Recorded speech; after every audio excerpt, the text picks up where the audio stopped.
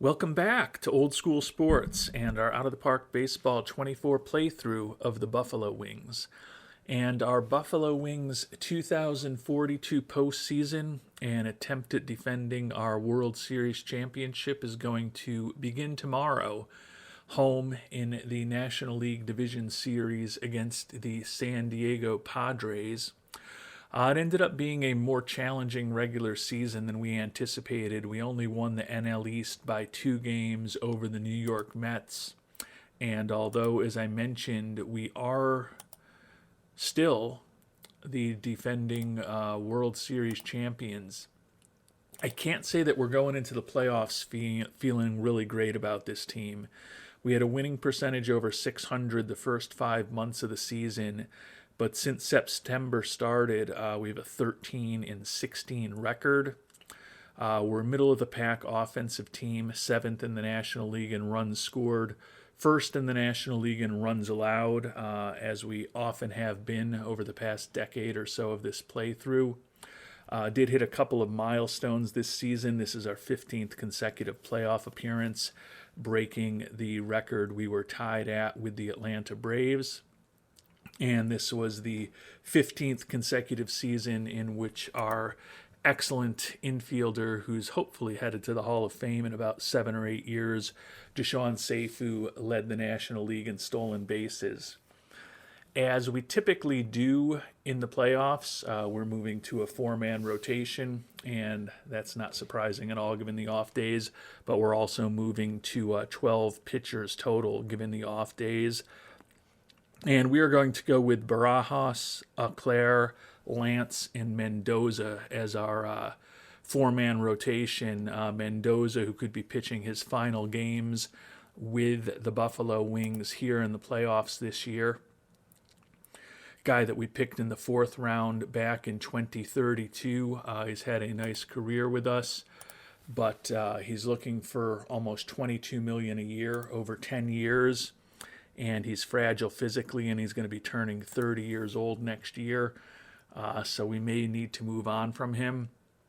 We kind of strategically put Floyd Auclair, who only has 35 stamina, in the number 2 hole, figuring that that will be, at least in this first series, an off day after he pitches. So if we have to empty the bullpen a little bit because he can only give us 4-5 innings, everyone will have a day off before game number 3 in San Diego.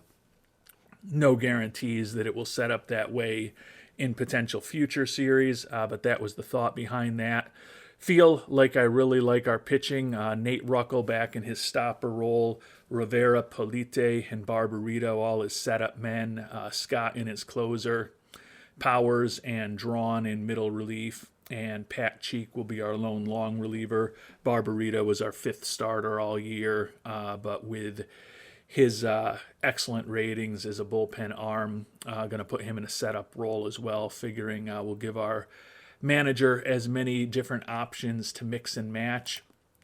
When we were making our playoff roster, the depth of our pitching really showed. Simeon Minelli, who came up and wasn't great with us, but did strike out 14 batters in 9 1/3 innings in Buffalo. Chris Lott, who's just recovered from that injury but hasn't made his major league debut yet. Nelson Davia, who was our Rule 5 guy last year, spent this year in AA and AAA. Ben Borgian, former lefty for us. David Espinoza, who was up all year as a left-handed pitcher for us, and until we picked up Auclair, was penciled in to be a part of rotation this year. And Robbie Farrell, who's been a reliever with us the last several years, along with the excellent young prospect Mike Roberts, who put up a 0.82 ERA in 11 innings pitched. None of those guys even able to make the postseason roster for this team, given our loaded pitching staff. I wish it was kind of a similar situation offensively. We did go with 14 players, as I mentioned. A couple of, I don't know if I would call them surprising promotions, but Mike Frank, the utility infielder we picked up in a trade with the Mets a year ago, spent the entire year in AAA Albany, but because he can play a few positions somewhat proficiently defensively, mostly first and third, but we have trained him up to be a second baseman in the minors this year, even though he's not all that effective at the position given his mediocre range and error ratings and his poor double play rating. Does give us a little more flexibility. He was a competent offensive player in AAA, and he'll be making his major league debut in the playoffs. And it's kind of a weird situation that we find ourselves in here, and I'll talk about it shortly. But all season long, I've talked about how right-handed heavy our lineup was and how we only had a handful, or quite honestly less than a handful, of left-handed hitters on the team. And we've been great against left-handed pitching, 25-6 record, as you can see. But when I try to put a lineup together against left-handed pitching, the back end of the order with Walt Miller, Alejandro Contreras, Jim Andrews, even Ishmael Velasco, last year's Rookie of the Year, is not all that great against left-handed pitching. So Willard Vokey, who you may remember we picked up right before the season started when we did a salary dump of the excess pitcher that we had, Damani Hainsworth, after we picked up Eau Claire in that trade. Spent most of the year in AAA, where he was a monster, 273 with 44 homers and 118 ribbies. Only 1 for 7 at the major league level, so a very small sample size. But when we look at what he did against left-handed pitching in AAA this year, he was pretty dominant. And kind of looking at our roster, felt like that would give us at least one more proven bat towards, well, not really proven, certainly not a proven bat, but one more bat that we felt could hopefully provide a little bit of offense towards the top of the order against left-handed pitching, because although I like our fielding against left-handed pitching, a little concerned how much offense that we're going to generate. You'll see that Walt Miller is going to be our catcher against left-handed pitching. Mitch Houlihan, finally healthy for the playoffs for the first time in 3 seasons, is going to be our starting pitcher against right-handed pitching. And what that meant was that Juan Ramirez, who could be our catcher next year, does not make the postseason roster. Hit just a .57 in the majors when he came up. Like his defense, but feel that Miller against right-handed pitching is a guy who had a solid year for us at the plate and makes a little, or against left-handed pitching, makes a little more sense right now and is also competent defensively. Eric Horst, who was up most of this year, I think he was actually up all of this year, but you can see he only had 67 at-bats, infrequently used, hit just 239. Felt like Vokey might have a little more upside at the plate than him. And then the other guys who were eligible that we thought about were another couple guys. Edgar Canales, a left-handed hitting outfielder, and then Frody Broders, another left-handed hitting first baseman / DH. 2 guys who also hadn't made their major league debuts. Thought about both of them to give us a left-handed bat off the bench, but felt that Vokey, even though he's another right-handed hitter, is a guy, as I mentioned, we've got penned in to a key spot as our number 5 hitter in the lineup against left-handed pitching. So felt it made more sense to put him on the team. But we will see how that all turns out. You can see we're going up against a left-handed pitcher tomorrow, although that could change with another day of rest for the Padres, who just completed their playoff series, taking a look at the playoff tree to kind of give you the lay of the land here. Only one series was a sweep in the first round. That was the Braves taking out the Rockies. The Padres beat the Mets, the Tigers beat the Stars, and the Mariners beat the Yankees, all in 3-game wild card series. So we will be facing off against the Padres, taking a look at the standings from this year. The Padres 86-76, so we were 13 games better than them this season.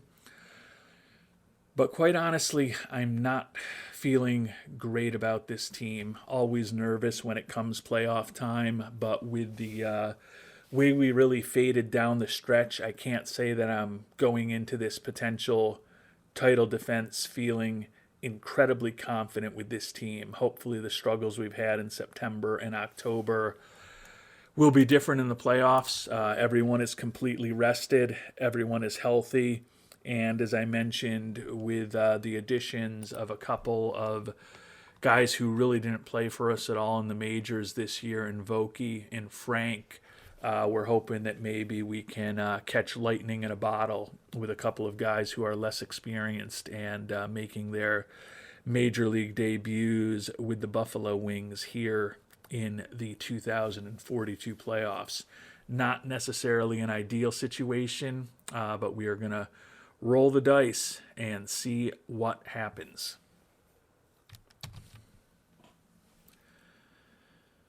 And as I mentioned, on paper, looks like a good matchup for us. We were 13 games better than the Padres this year, took the season series 2 out of 3, and our offense is better than their offense, which ranks 11th, and our pitching clearly better than their pitching, which ranks 6th.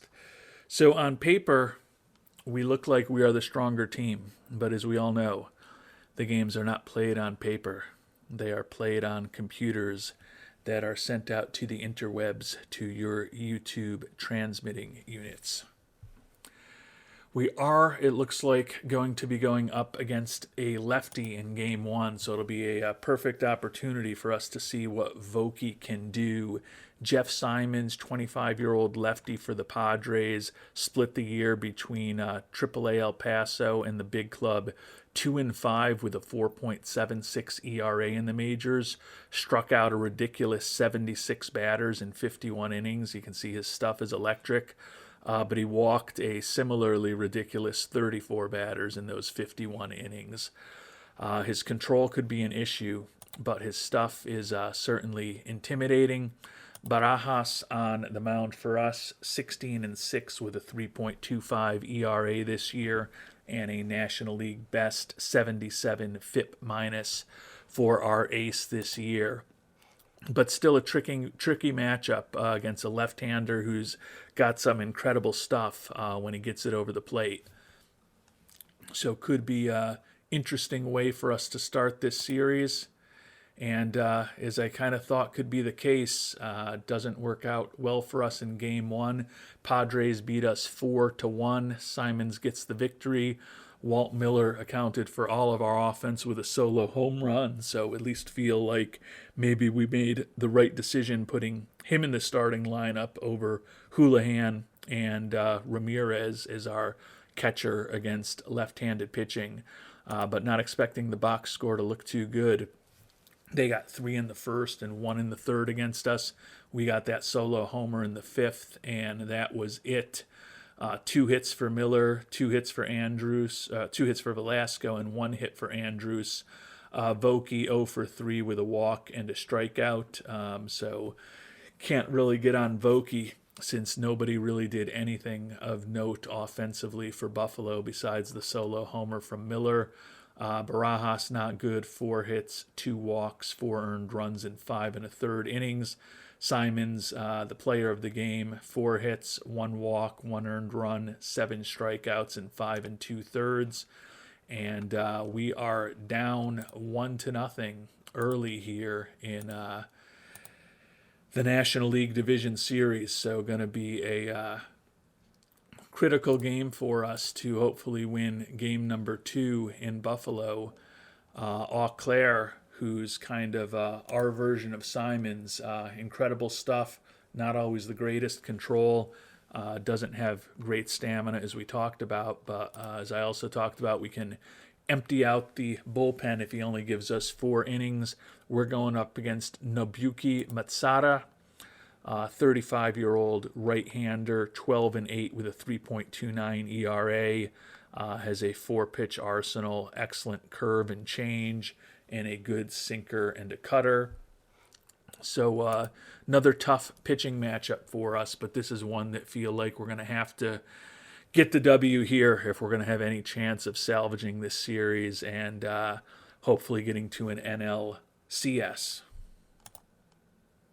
And unfortunately, another loss for us in another game that wasn't really close, 10-3.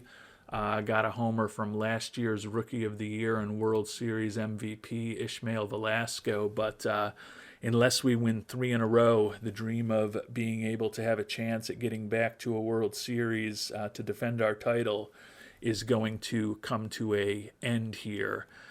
Taking a look at the box score, we took a 1-0 lead in the fourth, and then they jumped on us for 8 runs in the top of the fifth, and that was pretty much all she wrote.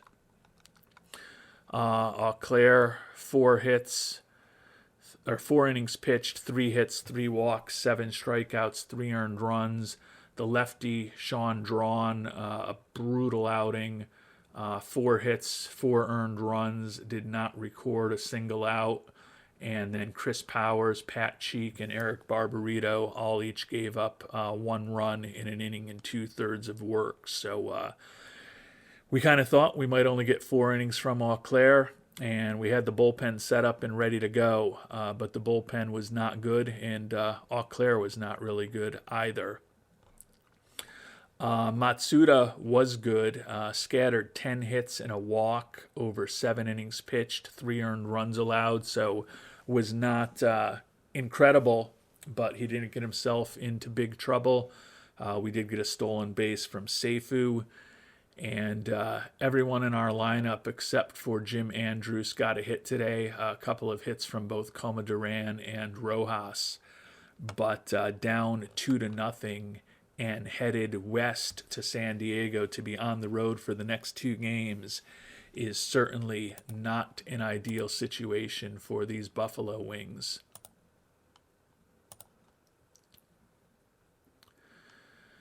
So it appears at this point that was right to be a little concerned about the way that we were playing at the end of the season. We've got to win 3 in a row to possibly get back to an NLCS.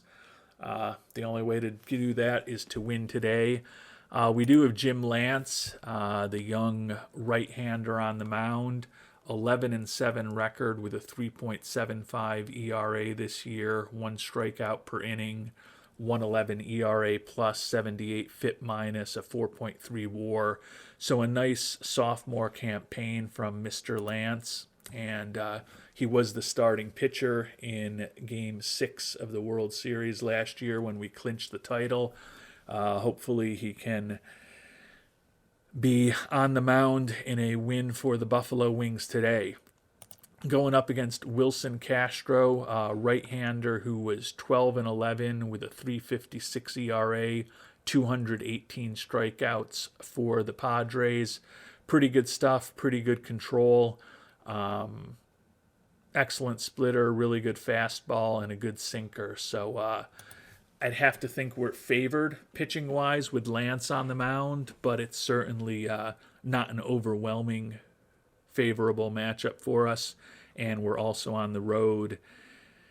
We'll see what we can do. The longest journey starts with the first step. And we do get a win, 5-4. Darnell Polite with the win in relief. David Rivera with the save. I'm guessing maybe this game went into extra innings because Rivera is certainly not our typical closer. Got a home run from the young second baseman Alejandro Contreras, but we've been out-hit 2 homers to 1 every game in this series. Hopefully we can turn that around going forward.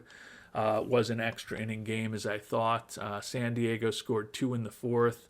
We came back with a run in the fifth, and then a run-scoring double from Rojas in the top of the ninth to tie things up. 2 in the 11th for us, including a ground out by Rojas to drive in a run to give us a 4-2 lead, which we then blew in the bottom of the 11th. Before that solo home run by Contreras in the top of the 12th. And then we finally got the job done on the mound in the bottom of the 12th.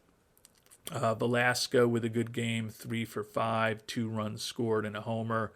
Rojas 2 for 5 with a couple of ribbies, and Contreras 3 for 6, including the game-winning RBI, to use an antiquated stat from the 1980s. Seifu was caught on the mound. Lance, decent outing over 5 innings, 5 hits, 2 walks, 8 strikeouts, 2 earned runs. Joe Scott did give us 2 solid innings of relief, 2 really good innings of relief, quite honestly, with a walk and 5 strikeouts over those 2 innings. He is our closer, but we then went to Polite, who blew the save but ended up getting the W, and Rivera came out to pick up a strikeout for the final out of the game.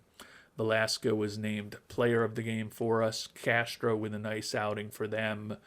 Looks like Britt and Camacho, as well as Garul, are who we did a little bit of damage on to score some runs off of them. So we've got the first step complete with the win in game number 3. Can we complete an improbable comeback? Alexis Mendoza is a pretty good guy to have on the mound for the 4th game of a playoff series. 15-9 record, 3.60 ERA, more than a strikeout per inning for the right-handed veteran of the Buffalo Wings, going up against Josh Vegan. 31-year-old right-hander, was 7-9 with a 5.05 ERA this year. Above average stuff. His movement and control relatively average. Does have a 4-pitch arsenal, including a knuckle curve and a cutter. We'll see. The pitching matchup, once again, favors us. Again, I don't think we're overwhelming favorites in the pitching matchup, but certainly feel like we've got the better pitcher on the mound. But we are on the road. Can we win here in game number 4? Send things back to Buffalo and really turn the pressure up on the Padres? And we can. Mendoza got the victory. Vegan took the loss. Scott got the save. No home runs for us for the first time this series. San Diego's out-homered us 7-3 in this series. A bit surprising given that their offense is pretty mediocre. We fell down 3-1 in the first inning, tied it up in the 4th, took the lead in the 5th, and added an insurance run in the 8th.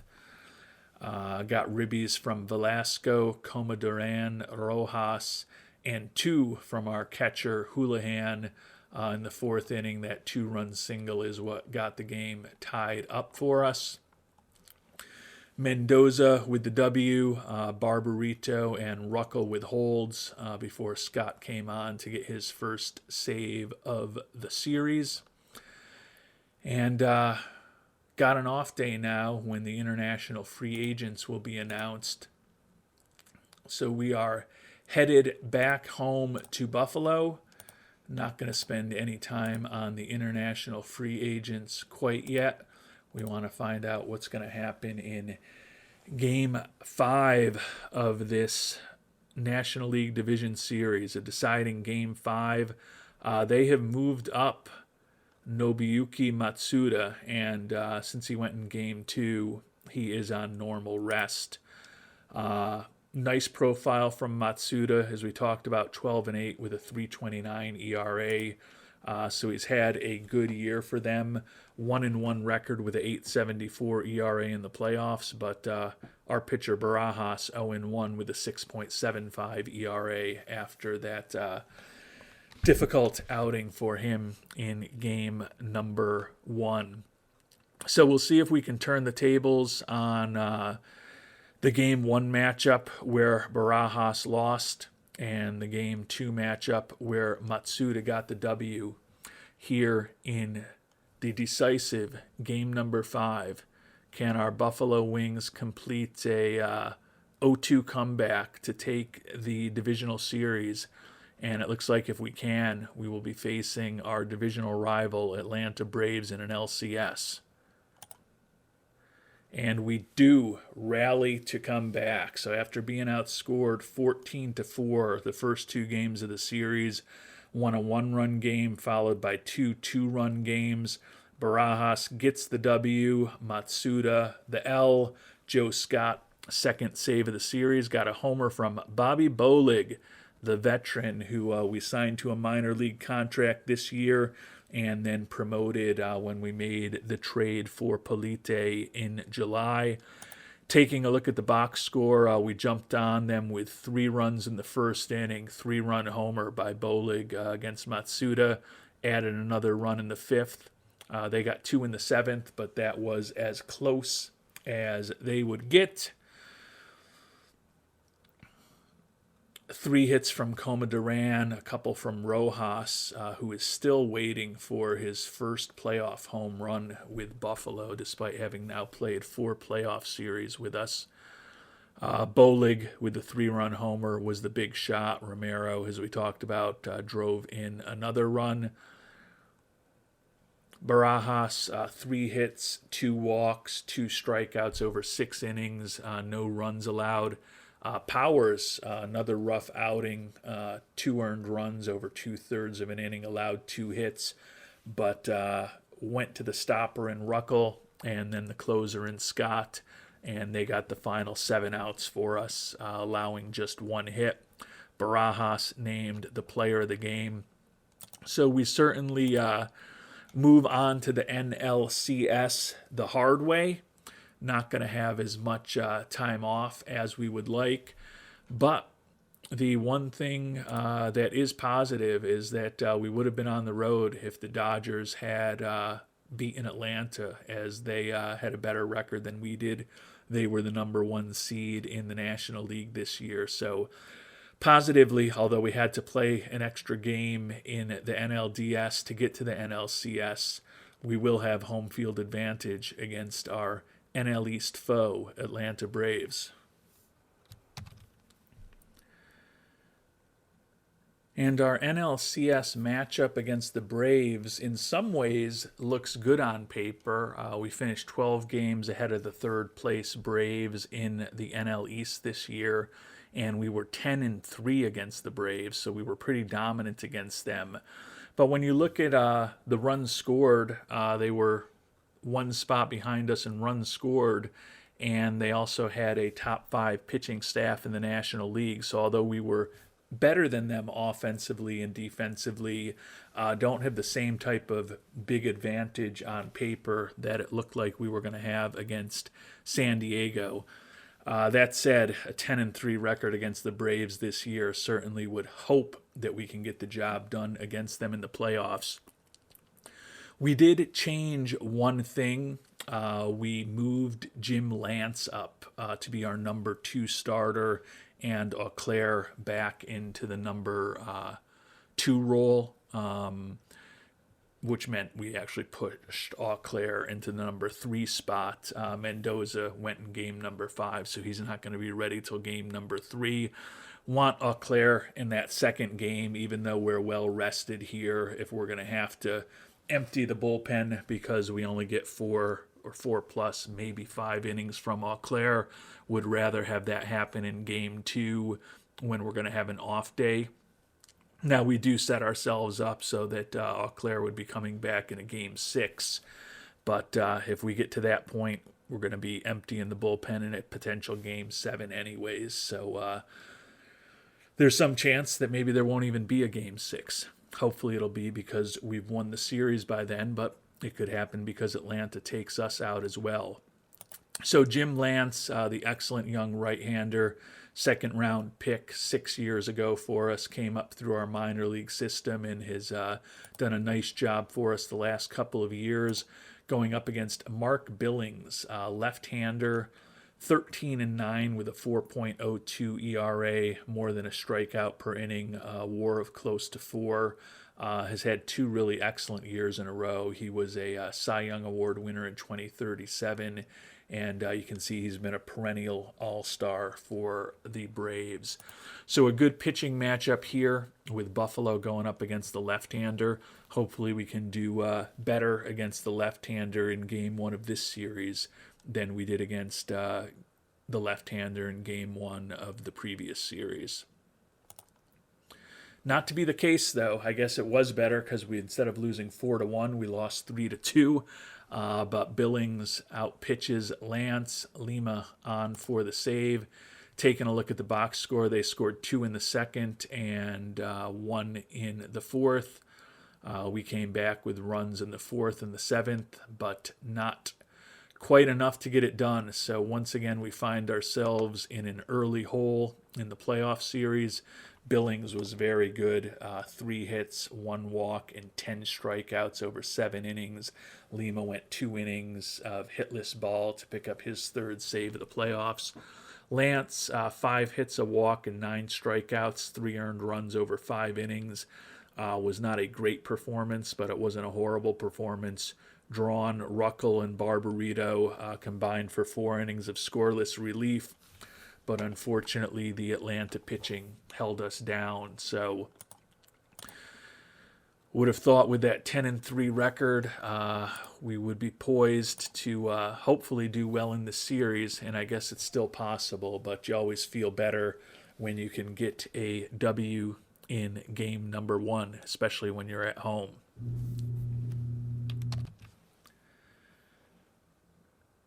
And it's going to be an interesting matchup on the mound here in game number 2 for us. Eau Claire, we mentioned hoping just for 4 or 5 good innings out of him. Got 4 innings out of him last time, but he gave up 3 runs in the game 2 loss. And a very familiar name on the mound for the Braves, Ali Ostendorf, who we drafted number 2 overall way back in 2027, so 15 seasons ago was when we made the decision to draft Ali 2nd overall. We ended up trading him away 3 years later in the John Featherston, who's now retired, and Isidro Ochoa trade. Ochoa ended up becoming a pretty good pitcher for us.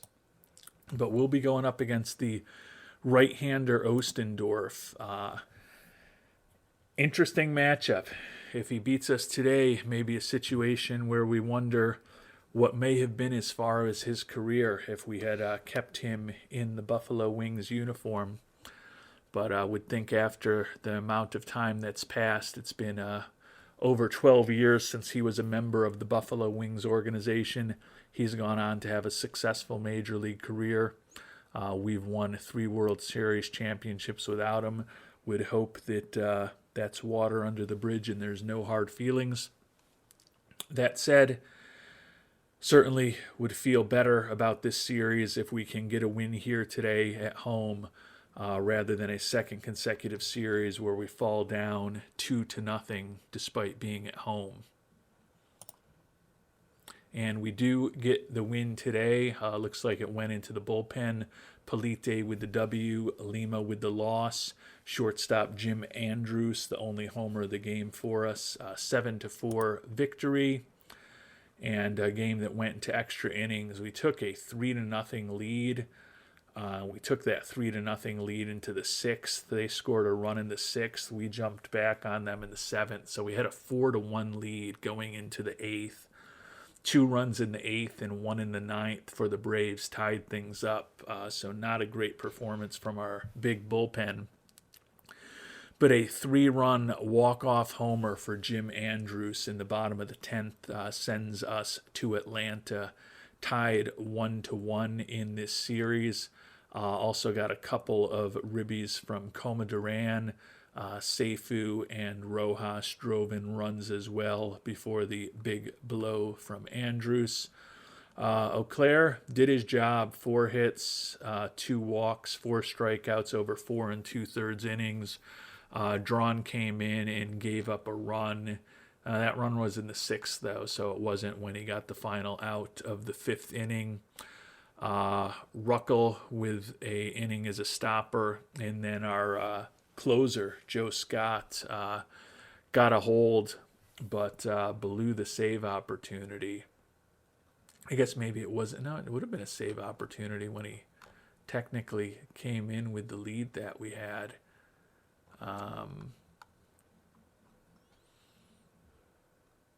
guess maybe not. It clearly wasn't. I'm assuming they're doing the math in their computer better than I can do it in my head, glancing back and forth at the box score.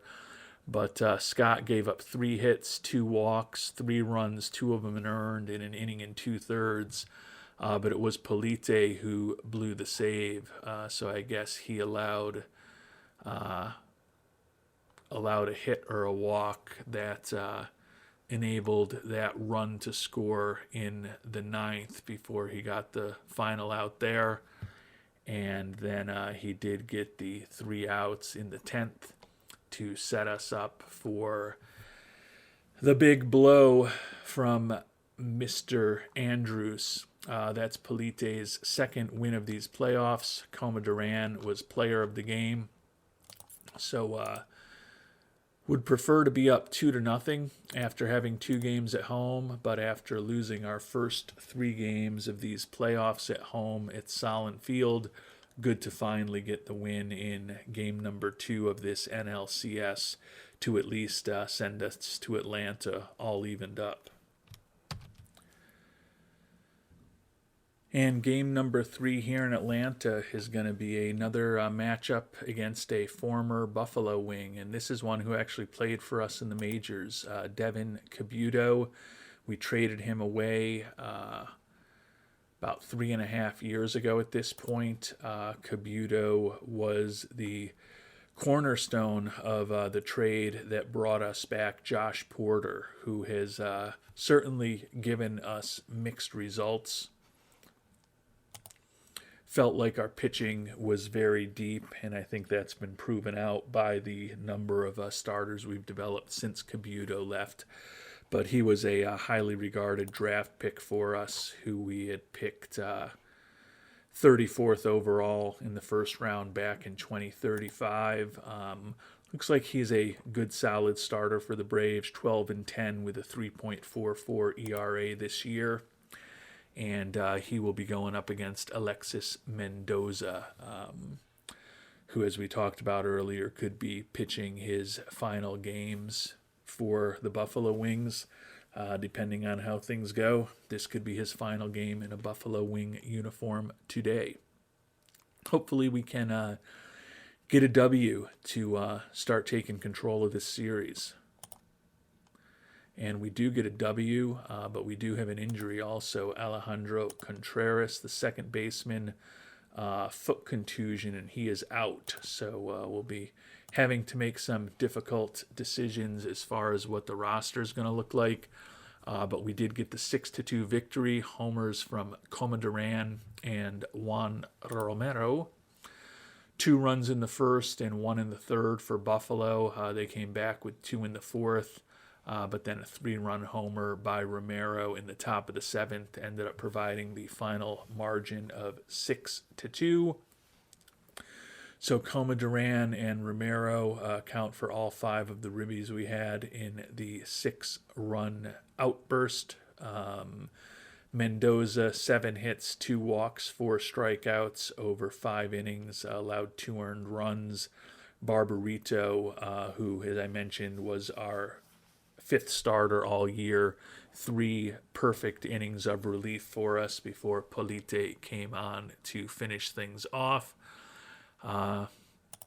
With Contreras out for 2 weeks, as much as I'd love to think that we might have him back at some point in the World Series, I think we're going to have to put him on the playoff injured list, which will mean that he won't be eligible for the World Series.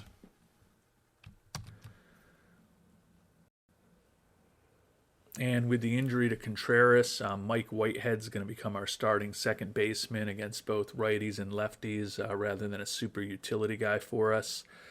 So we don't have as much infield flexibility now. Mike Frank, who, as I mentioned, can play a very mediocre second base, but also third base, is probably our primary infield sub at this point. So we're going to lose a little pinch hitting and defensive flexibility with the loss of Contreras, because we went with an outfielder, Edgar Canales. That adds another left-handed bat into our roster, and he's a guy who hit .291, 30 doubles, 20 homers in AAA this year, a 113 WRC plus.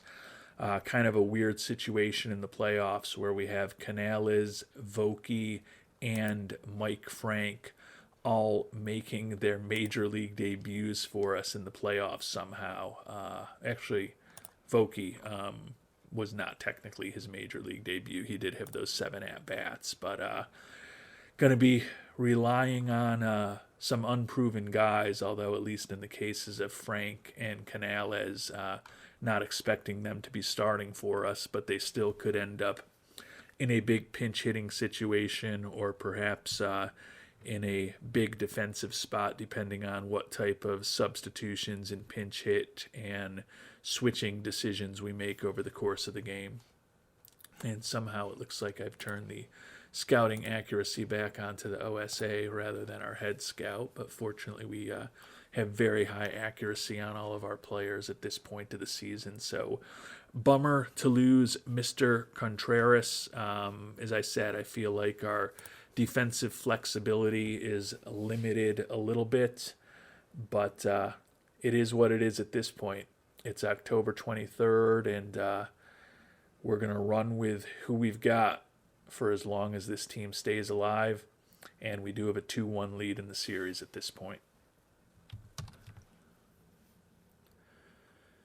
And an interesting pitching matchup here in Game 4. Fortunately, we do have the 2-1 lead, but had to wait until Game 4 for our ace to go after he pitched Game 5 against the Padres.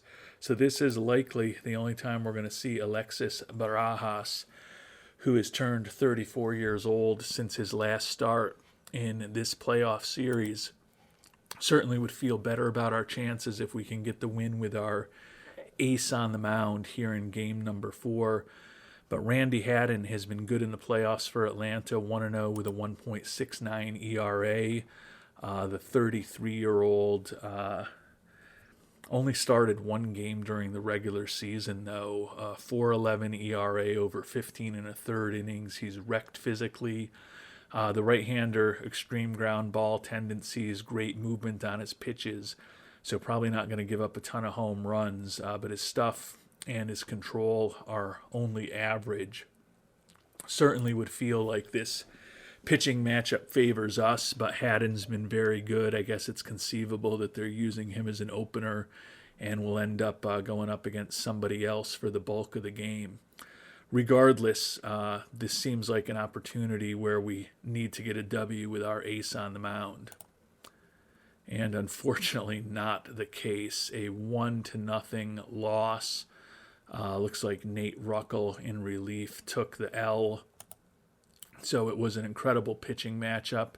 And the Braves, a run-scoring single in the bottom of the 9th for the only run of the game. So it was a incredible pitching matchup. Just 4 hits for our Buffalo Wings. Barajas, 2 hits and a walk over 7. And then Ruckel, the stopper, 5 hits and 1 walk allowed over 1 2/3 innings. Ruckel's been an excellent pitcher for us in the stopper role ever since we moved on from He Who Shall Not Be Named. But this looks like one of the roughest outings of Ruckel's postseason career, unfortunately. Haddon was a legitimate starter, 5 2/3 innings, 2 hits, no walks, and 8 strikeouts. So a great pitching matchup for us. And we end up on the wrong side of it. So it's now a 3-game series, tied 2-2, as we head to game number 5 here.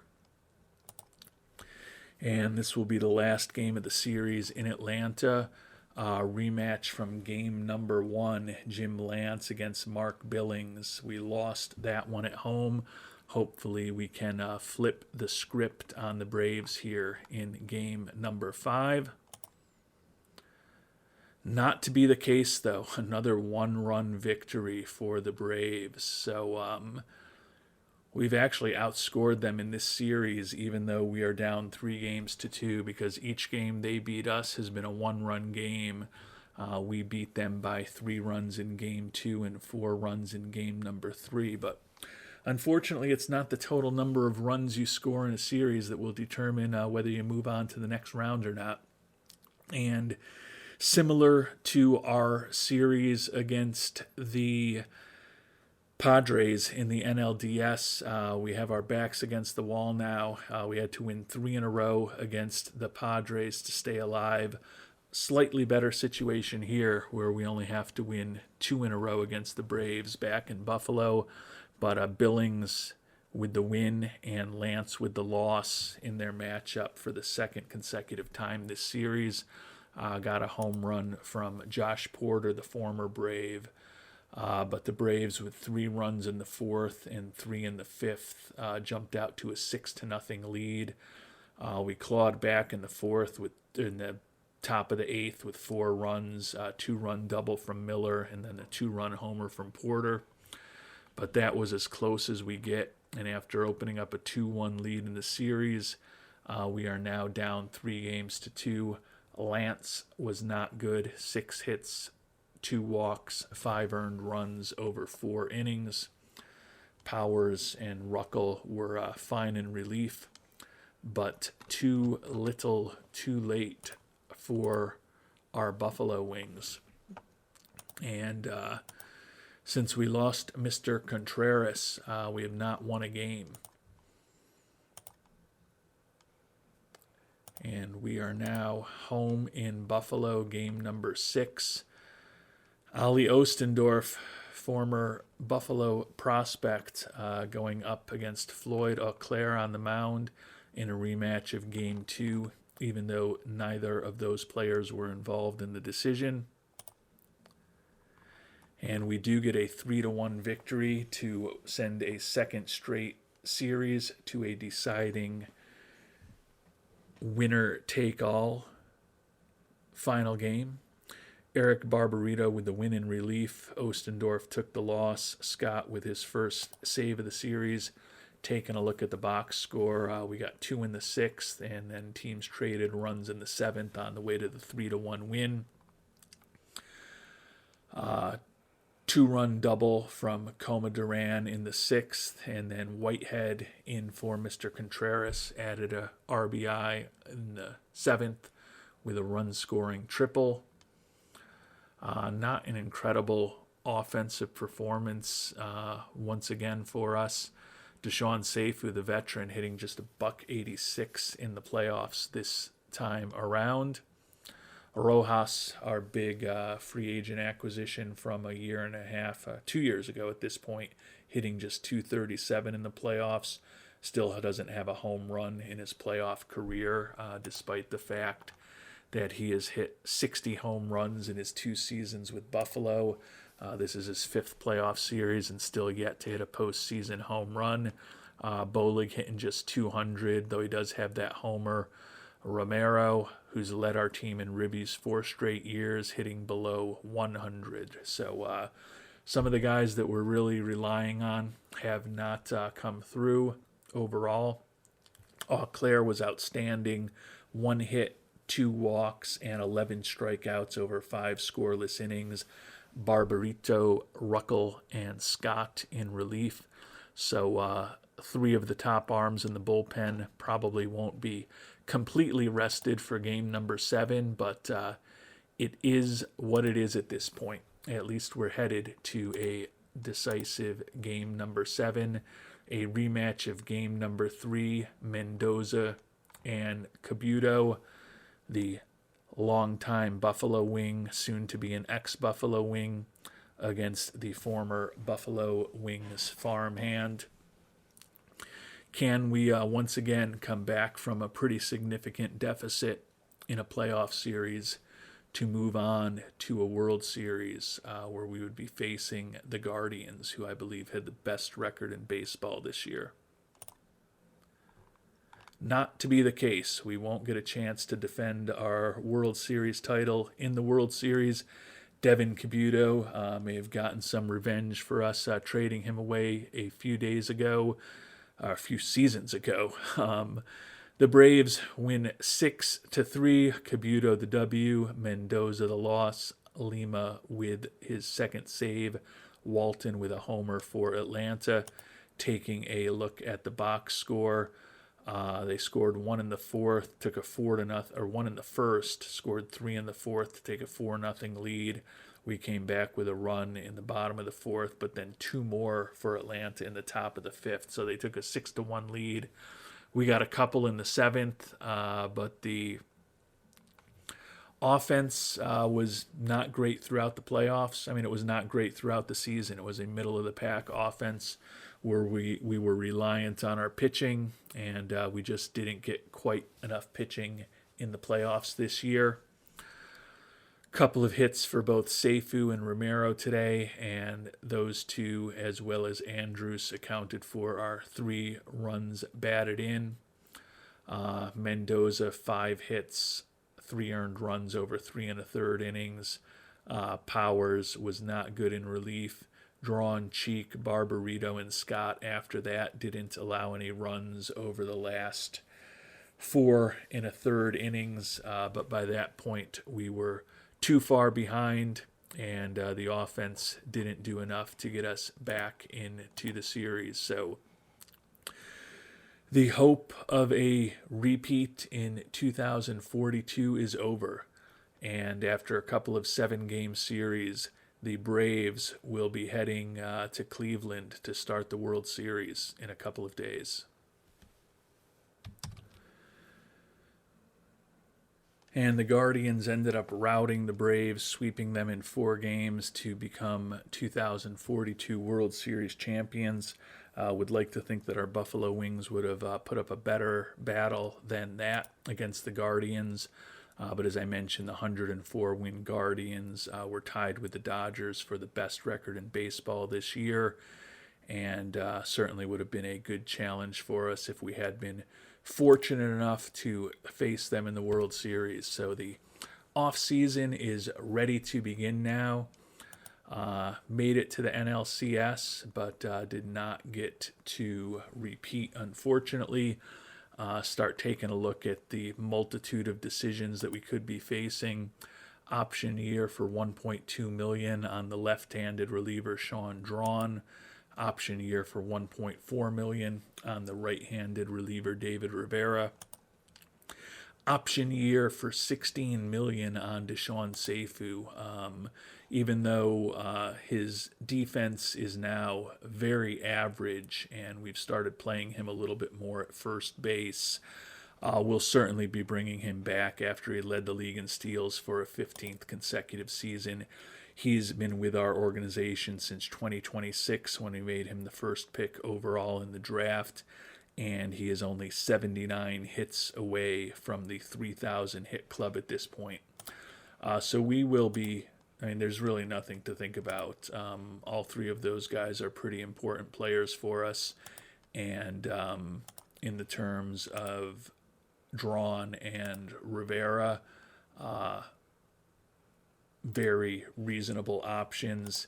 Seifu, he made $18 million this past year, so we had structured this contract with less expensive team options for these next few years.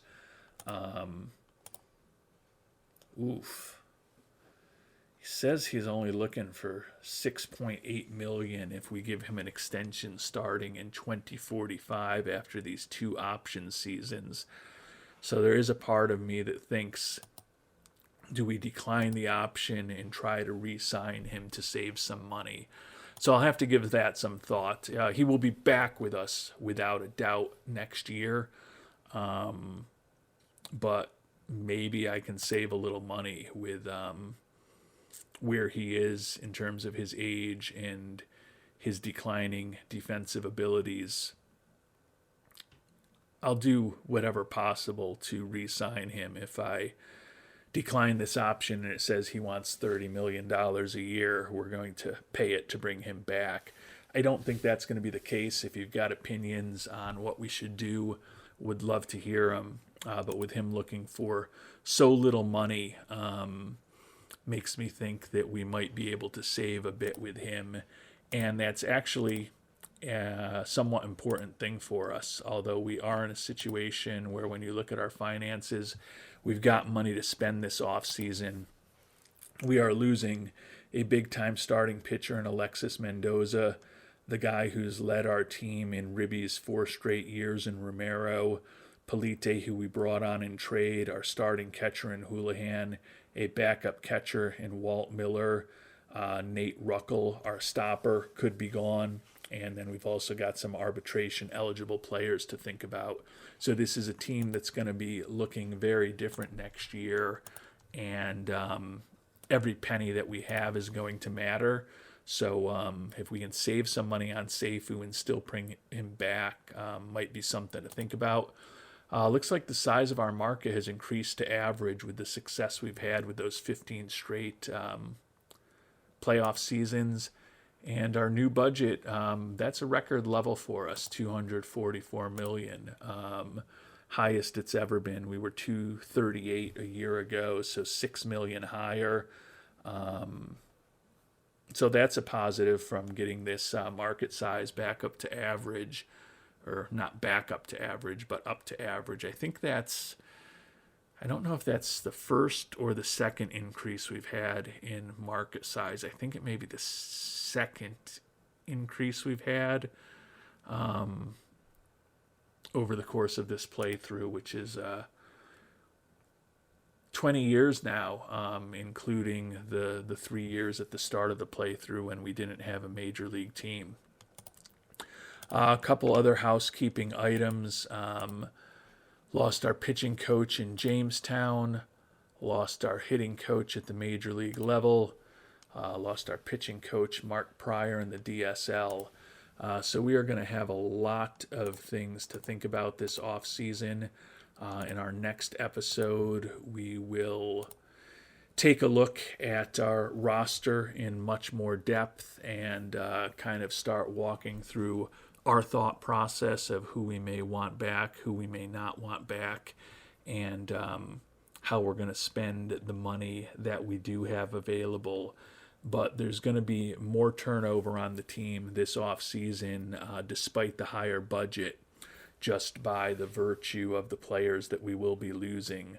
So the potential opportunity to maybe save $6-8 million by declining Seifu's option and trying to sign him for a little more could be important to us. I don't think after being with us for over 15 years, he's all of a sudden going to be unwilling to sign with us if we decline that option.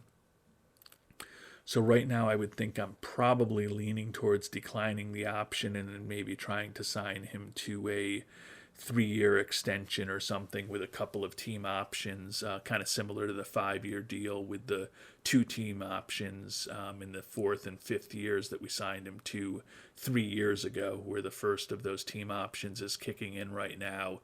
Certainly no guarantees that he'll agree to a team option oriented contract, but if we can get him for less than the $16 million that we'd have him for this upcoming season, and then the $14 million the year after that, it's probably the right decision for us to make.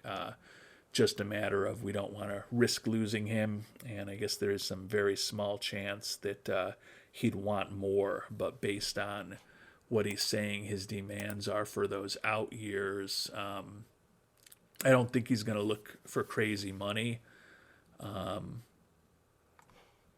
but you never know.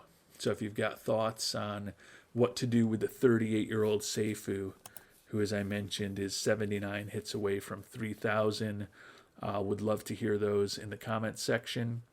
Otherwise, we will do our annual recap of the entire roster and start planning for the off season in our next episode.